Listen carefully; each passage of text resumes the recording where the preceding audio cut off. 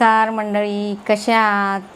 मी आज तुम्हाला शंकरपाळी कशी बनवायची खुसखुशीत बिस्किटासारखी ते दाखवणार आहे. चला तर मग लागणारे साहित्य दाखवते तुम्हाला. हे बघा मंडळी, इथे मी 3 वाट्या मैदा घेते. या वाट्या अशा सपाट-सपाटच घ्यायच्या आहेत. यामध्ये कचरा वगैरे असेल तर जाऊ नये म्हणून चाळूनच घ्यायचा मैदा, मग ती स्वच्छ असते. याच्यात 3 वाट्या सपाट घ्यायच्या.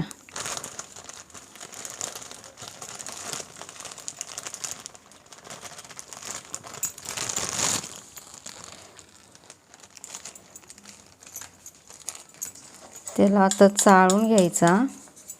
यात कचरा वगैरे असला तर मैदा मग स्वच्छ होते. काय घाण असली तर चाळणीमध्ये अडकली जाते. हे बघा मंडळी, ह्यामध्ये मी चिमटभर मीठ घालत्यात चवीसाठी. ते कुठल्या पण गोड पदार्थाला टेस्ट येते म्हणून थोडीशी चिमटभर मीठ घालायचं. हे बघा मंडळी, पाऊण वाटी दूध घेतले, पाऊण वाटी तूप घेतले, पाऊण वाटी साखर घेतल्या.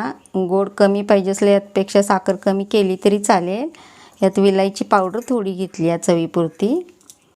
हे बघा मंडळी, हे तूप आपल्याला उकळून घ्यायचं आहे.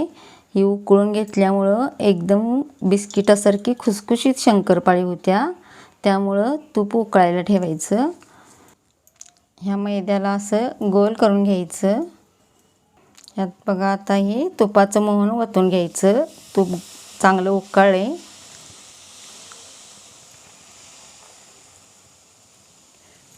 याला आता एकसारखं हलवून घ्यायचं असं.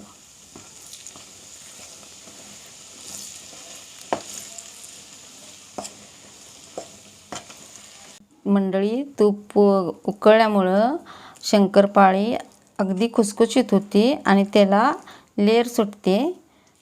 त्यामुळं टेस्ट पण चांगली येत्या शंकरपाळ्यांना. मी तूप सगळं एकसारखं छानपैकी हलवून घेते या मैद्यामध्ये. मग एकसारखा मैदा झाल्यावर मळायला छान होते. ह्या गरम तुपाचा वापर केल्यामुळं तुमची शंकरपाळी एकदम डबल टिबल फुगली जाते आणि एकदम टेस्टी खुसखुशीत होते. हे असं हलवून घेऊन आता एकसारखं फोडून घ्यायचं. हे बघा मंडळी, एकसारखं मिश्रण करून घेतले. हे बघा मंडळी, दूध साधारणच गरम करायचं आहे का तर साखर विरघळण्यासाठी. ती साखर मिक्सरला फिरवून घेतल्या लवकर विरघळण्यासाठी. ही लगेच आता साखर विरघळून झाल्या. आता मळायला घ्यायचं. हे बघा, विलायची पावडर घालून घेते यात. आता पीठ मळायला चालू करूया. असं थोडं थोडं दूध घालत राहायचं आणि मळत राहायचं एकसारखं. आता तुम्हाला मी मळून झाल्यावर दाखवते.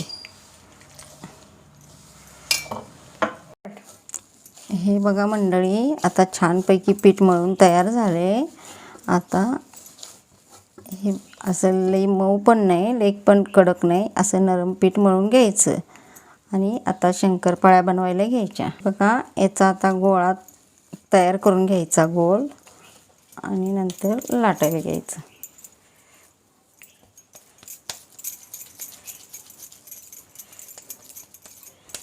हे आता छान गोळा तयार झाला आहे.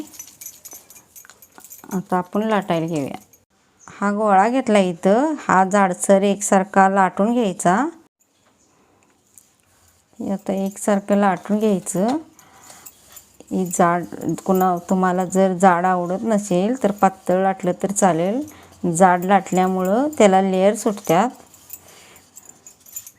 लई पण मोठं लाटून घ्यायचं नाही, जाडसरच लाटून घेते.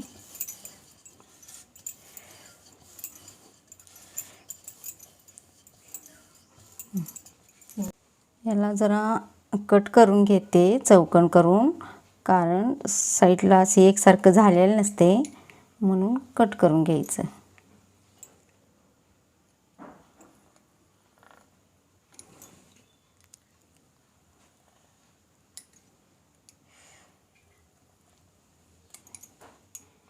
हे साईडचं काढून घ्यायचं पीठ असं.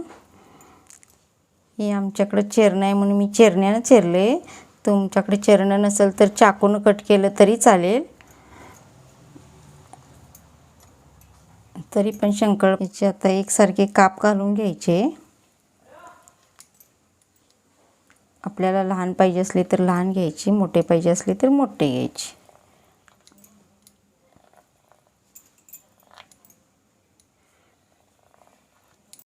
हे बघा चेरल्यामुळं साईडनं असं छान दिसते एकसारखं. शंकरपाळ्या दिसायला एकदम छान दिसतात.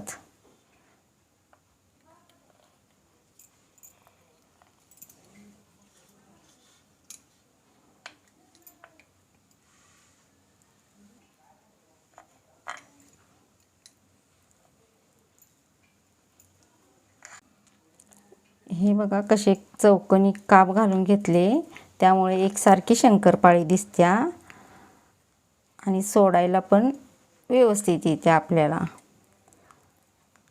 असं डिझाईन आल्यागत दिसते शंकरपाळीला काप घातल्यामुळे. अशा छान दिसतात शंकरपाळ्या एकसारख्या कापून घेतल्यामुळे. या बघा अशा जाड शंकरपाळ्या केल्यात. जाडी अशी ठेवायची म्हणजे एकदम खुसखुशीत होतात शंकरपाळ्या बिस्किटसारख्या. आता आपण तळायला घेऊया. हे बघा एक शंकरपाळी सोडून बघायची. त्यामध्ये बुडबुडे आले तर तेल गरम झाले असं समजायचं. आता असे बुडबुडे वर आल्यात, शंकरपाळ्या सोडून घ्यायच्या. अशा सोडून घ्यायच्या शंकरपाळ्या.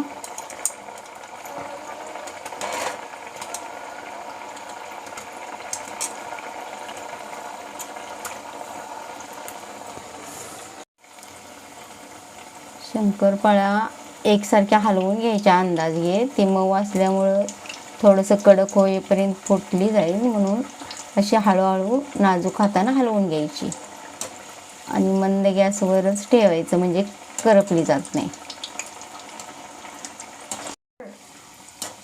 हे असे एकसारख्या हलवून घ्यायच्या म्हणजे खालनं करपत नाहीत शंकरपाळ्या. असे एकसारखं खालवर करायचं. हे असा लालसरपणा येतोय त्याला, असं हलवल्यामुळं करपल्या जात नाहीत.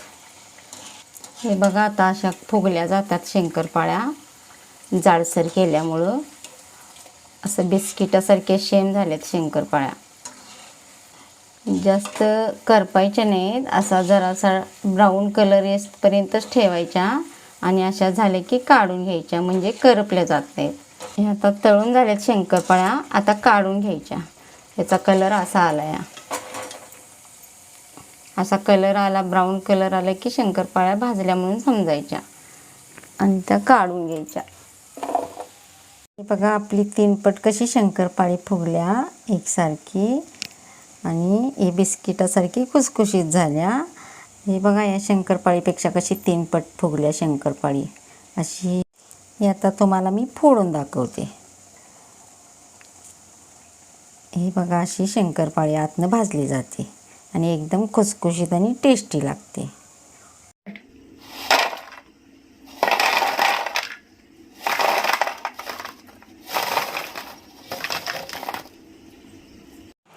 जर मंडळी माझी रेसिपी आवडली असेल तर लाईक करा, शेअर करा, कमेंट करायला विसरू नका. तुमच्या प्रतिक्रिया मला नक्की कळवा. जर चॅनलवर नवीन असाल तर चॅनलला सबस्क्राईब करा.